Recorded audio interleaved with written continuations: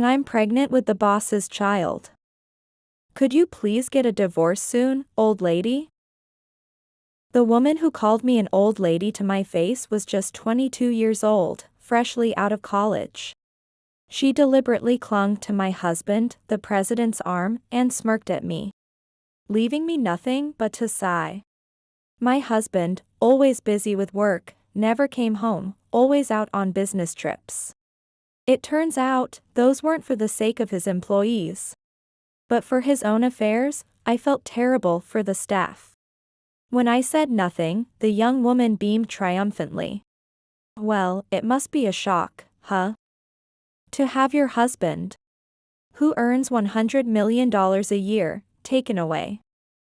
But it's not your fault, old lady. Because there's a huge age difference between us. Of course, he would choose me over such an old lady.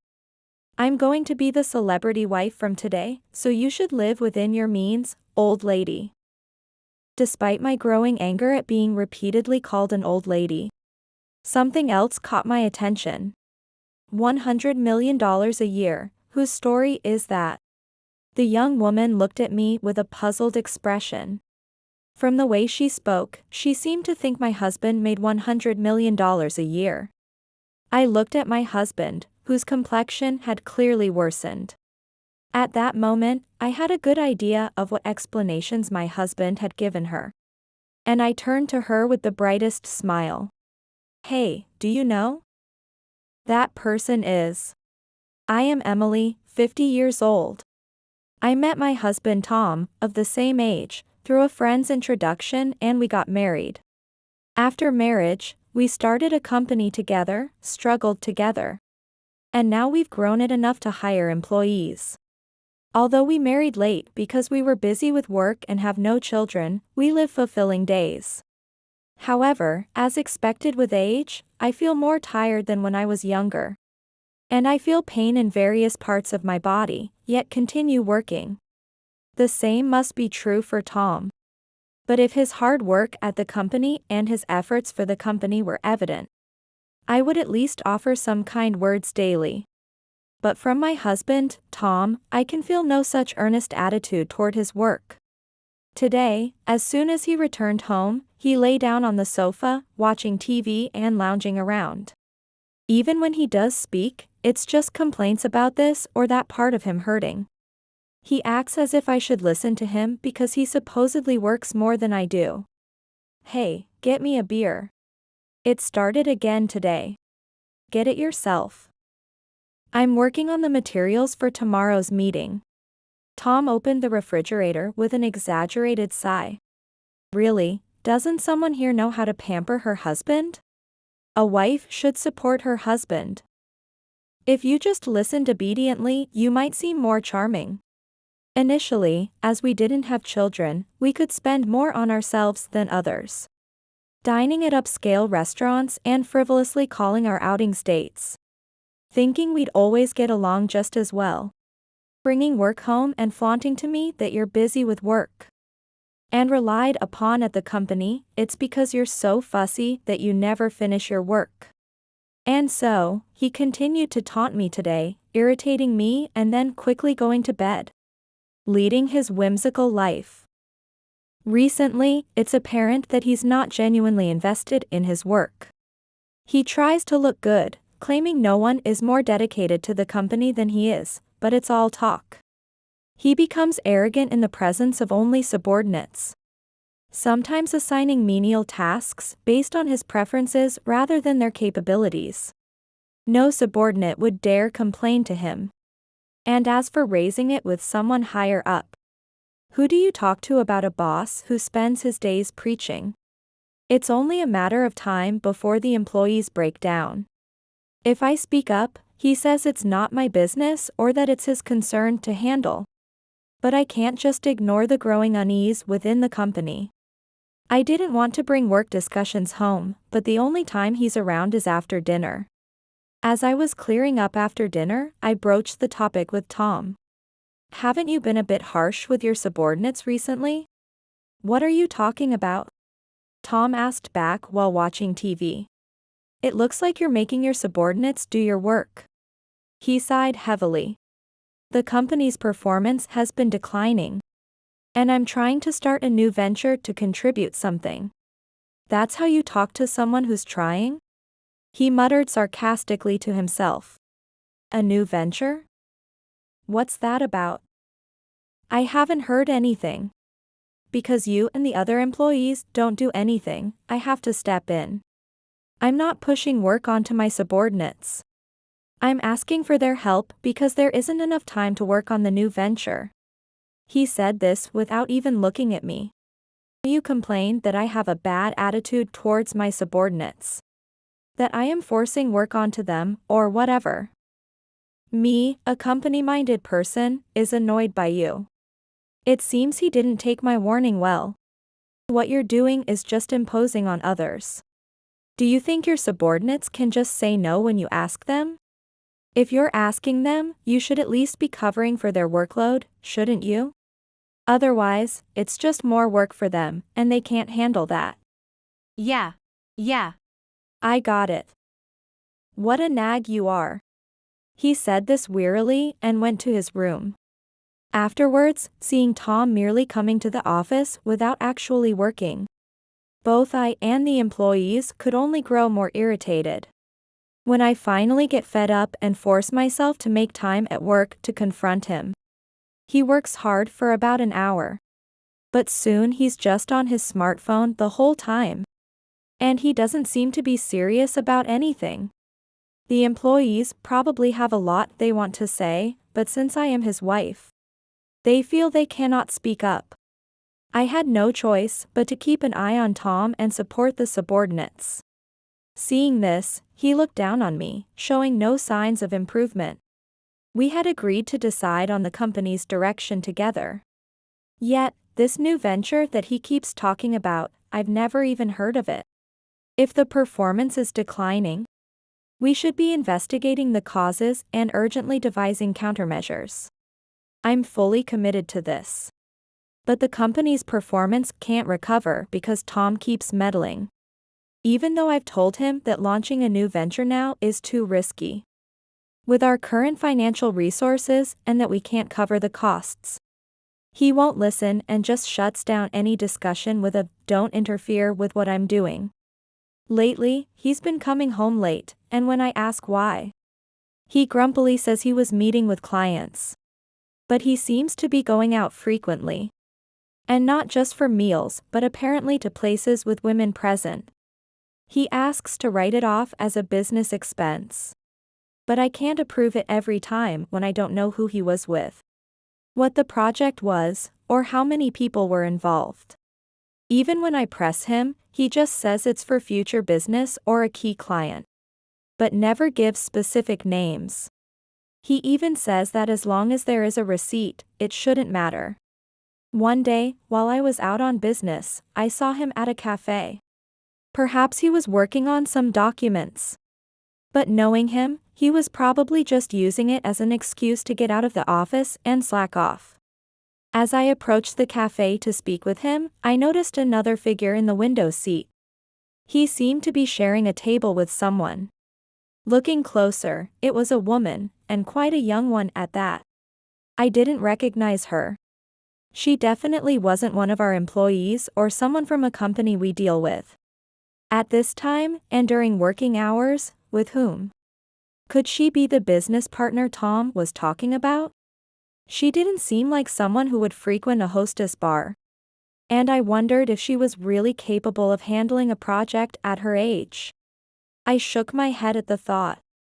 It's not good to judge someone by their appearance or age. Also, I'm aware that I've been a bit harsh in my judgment of Tom lately. So much so that I've started to wonder if she's not his business partner but perhaps something else. But maybe he is trying to change the company in his own way. I thought about setting aside time to talk with him. And have a long discussion for the first time in a while. Perhaps my behavior up till now has made it difficult for him to consult with me. So I left the scene and headed to the next sales office. After returning home, I had dinner with Tom. Speaking of which, you went out today on business, right? Was it about the new project? Yeah. Something like that. He replied nonchalantly. I saw you at a cafe at noon. Was that woman someone from the client side? Were you spying on me? His chopsticks halted, and his voice clearly soured. Spying? What are you talking about? I just thought I should greet her if she was from the client side. Is she coming here on a scheduled day, or is there something secretive going on that needs spying? He glared at me. What do you mean secretive? That girl was someone I was interviewing to get involved in the new project. Interview? I haven't heard anything about that. It was sudden. I don't need to report everything to you. Who is she? Is she a staff member, a part-timer? What employment conditions did you tell her? Why do I have to explain that? If you think there's something fishy, then keep thinking that. I don't have time for such pointless discussions. You can't decide on hiring by yourself. We have enough staff and tight budgets. So we decided on no new hires this year. She must be really exceptional, huh? I'd like to know who she is at least. Tom stood up from his chair. His face clearly red and bothered, and he refused to even glance at me. You're not having an affair, are you? I finally voiced my long-held suspicion, but he said nothing and went to his room. A few days later, during the morning assembly, Tom mentioned that there was someone interested in visiting the company. With a full smile, he opened the door, and there stood the young woman I had seen at the cafe. She just graduated from university recently. Please be nice to her. The university student greeted everyone. Looking around, the employees all seemed puzzled and looked at me as if they thought I knew about it. I was unaware of such an arrangement, and suddenly having her come for a visit was unexpected. Your name is? I'm Catherine. Thank you for coming, Ms. Catherine. Due to a communication lapse with our staff, we are unprepared to host your visit today.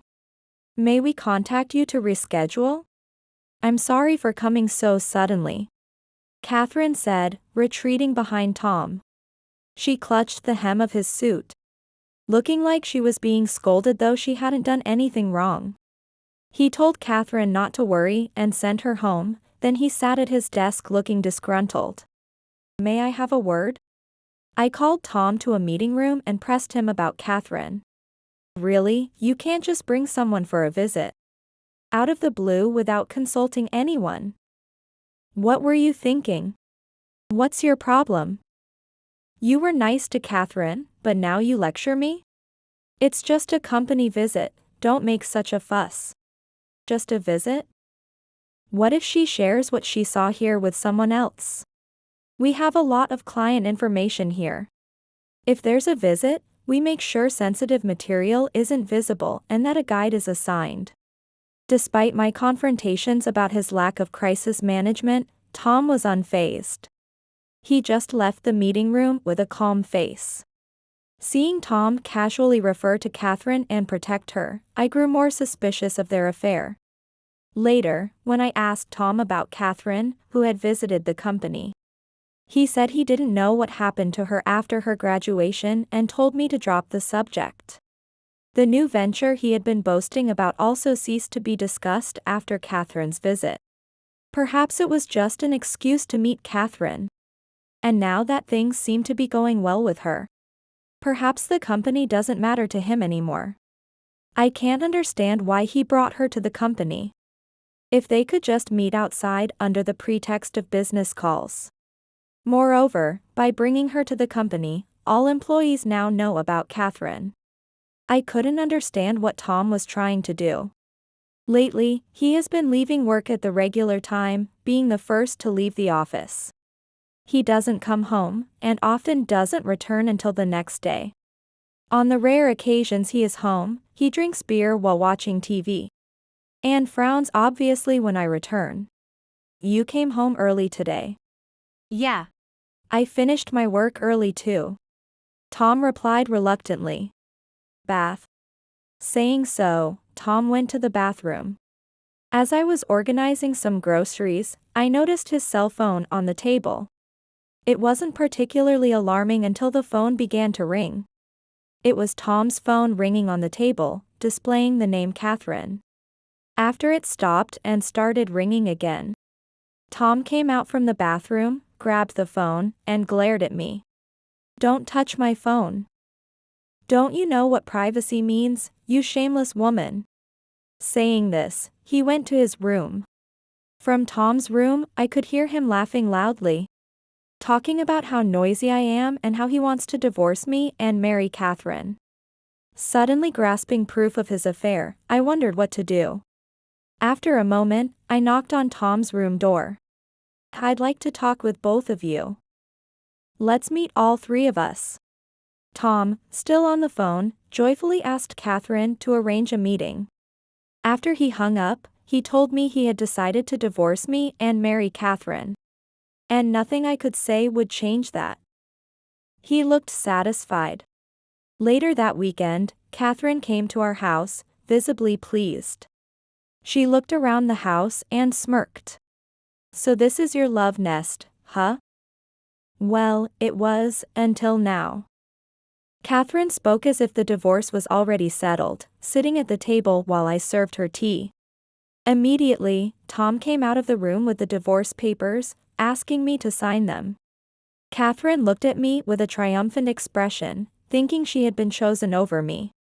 "Hey, ma'am, hurry up and sign the divorce papers, will you?" Disgusted with both Tom and Catherine, I signed the divorce papers. From that day, Tom stopped coming home. A little while later, I got a call from Catherine. We got married.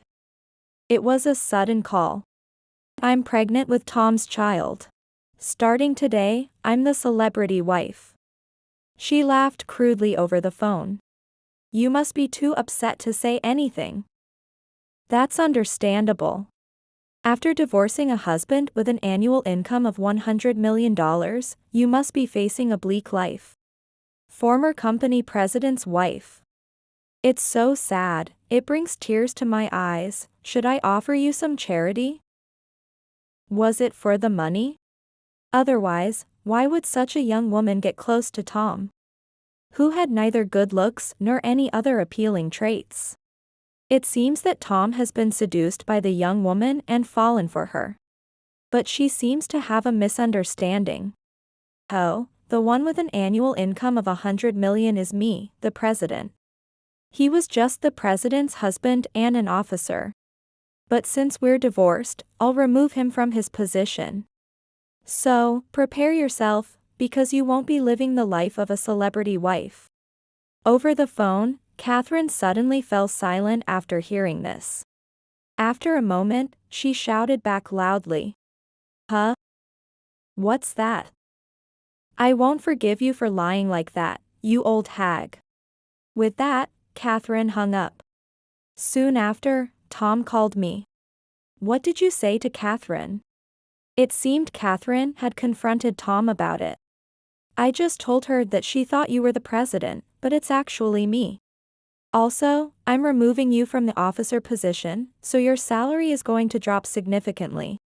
And the celebrity lifestyle isn't going to happen."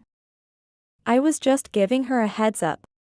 My reply only fueled Tom's anger, but I couldn't help but feel it served him right. After all, it's bad to tell such a lie that was bound to be uncovered. "I'll be filing for alimony, so be prepared," I said and hung up. The next day, Tom and Catherine stormed into the company. Unable to contain their anger, they walked boldly past the employees and Catherine confronted me. "From now on, my husband will be the president. You need to leave." Catherine and Tom thought that if they could get rid of me and Tom became president, they would secure the $100 million annual income for themselves. "Even if you're gone, all the employees will follow me. After all, I work better and am more respected than you," Tom boasted loudly. But the employees were just being polite because of his status as the president's husband. They had seen him skipping work and finally divorcing over an affair with a university student. Their gazes were cold. What would make them want to follow such a man as the head of the company? Unaware of the employee's cold stares, Tom continued to yell at me. And Catherine got even more carried away, screaming to hand over the company to Tom quickly. I thought I was finally free from the marriage, but they were still clinging on. Knowing that talking wouldn't resolve anything but having a duty to protect the company and employees as president, I responded. Both of you need to calm down. It's disgraceful for adults to be shouting like this. And Catherine, it was you who mistakenly thought your husband was the president, right? Catherine approached me with an even louder voice. Huh? I don't care about that. Just hand over the company to me. Catherine was relentless, almost ready to physically confront me. But one of the employees intervened. Enough already. If you keep making a scene, we'll call the police. Led by that employee, others stepped between me and Catherine. We won't forgive you if you do anything to our president. You're a nuisance. Get out. The employees' stern faces pushed Catherine back. The employees, who had been subdued around Tom due to our marriage, changed their demeanor drastically now that we were divorced. Tom looked surprised. Well, they were just enduring because of me, their boss's wife. If I had just said, he's my husband, and neglected to address the issue, they wouldn't be supporting me like this now. What's with you people? Don't come near me. I am the president's wife. I'll fire all of you. You know, you can't just change the president like that. And even if you were the president's wife, that doesn't automatically give you the power to handle personnel matters. Despite my words, Catherine continued to shriek uncontrollably. Meanwhile, Tom stood beside her, completely dazed. Apparently deeply affected by the disdain from the employees. Perhaps he was overwhelmed by Catherine's vile berating of me. After a torrent of insults, Catherine, realizing she would not get the future she envisioned, ignored the stunned Tom and stormed out of the company. Tom glanced at me with a start, but when I gestured dismissively towards the door, he hurriedly followed her. After evicting these troublesome people, I went around and apologized to each employee personally. Afterwards, Tom and Catherine's relationship deteriorated. They engaged in fierce arguments, with Tom insisting on not divorcing because of the child, while Catherine demanded a divorce. It seems my being the president and their domestic strife frightened Catherine into fighting with Tom. They began to blame each other and were even planning to sue each other. Honestly, no matter how much they quarrel or how messy things get, it doesn't concern me. I just need to claim my alimony. There's no way their wrongs against me could ever be erased or justified. I filed for alimony soon after, but the overwhelmed couple lashed out at me. Filing for alimony at a time like this. It's all your fault, it's your responsibility. Tom rambled nonsensically, but it just sounded like the howling of a loser. After getting a lawyer involved, Tom quickly agreed to pay the alimony. Despite his tough front towards me, he meekly complied as soon as a lawyer was mentioned. What a small man. For a long time, Tom and Catherine kept flip-flopping between divorcing and staying together. But they eventually divorced. And here's where the story turns both ridiculous and trivial. Catherine's child turned out not to be Tom's. Looking back from Catherine's delivery date, she was pregnant before she met Tom. And the real father was unknown. Catherine had planned to claim the child was Tom's, divorce him, and demand child support. Once Tom and Catherine learned this, their situation devolved even further. You'd think they might have seen this coming, but Tom truly believed the child was his. Catherine had hoped at least to get some child support from Tom. But it was impossible since the child wasn't his and they hadn't been married long. Catherine reluctantly returned to her parents' home, but they were very strict and, after learning of her actions, they told her to leave the house and never return. Catherine tearfully clung to her parents, begging to be allowed to stay for the sake of her child. And they reluctantly agreed, though they no longer trusted her. They started re-educating her from scratch. It would be no surprise if Catherine had been disowned, but because she had a child, she was allowed back home and even received help with childcare. Considering what she did to me, her punishment seems too lenient. Leaving Catherine to her own devices would probably lead to her causing similar troubles again. She seems like the type of person who doesn't know the meaning of remorse. In that sense, perhaps it's best she lives under the strict rule of her parents for the rest of her life. Given Catherine's character, even strict parenting might not change her nature. She is likely to struggle through life, which seems fittingly unfortunate. Blinded by money, Catherine approached Tom claiming the child was his, aiming for an easy life. But look how that turned out, it's really laughable. After the divorce, Tom was living with Catherine in a new apartment. But they chose one beyond their means and soon couldn't afford the rent, forcing them to move out. It seems Tom had also been spending a lot on Catherine during their affair, flaunting his wealth with expensive clothes and luxury cars, all financed by loans from financial companies. Moreover, these loans were high interest and compounded into massive debts. When instructed by lawyers to pay alimony to me promptly, he couldn't even gather the money, incurring more debt. Chased by debt repayments and unable to quit his job despite causing so many problems, Tom was still at my company but could only perform menial tasks, and became nothing but a nuisance, with increasing hostility from everyone. Perhaps unable to endure the company environment any longer, he finally resigned on his own accord. Now, Tom had lost his home, job, wife, and everything.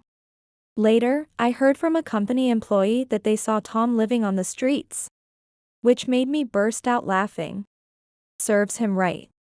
With savings in place and the company thriving, I've never been happier to have secured the alimony from Tom. Thinking about the past me, who considered enduring a life together with such a man, sends shivers down my spine. I finished my beer and lay down, feeling as if all the fatigue and bodily aches had eased. Now that the stress of being with Tom was gone, both the employees and I could work more freely. I've since started a new venture with employees who trust and support me. And the company has grown even larger, making every day feel rewarding.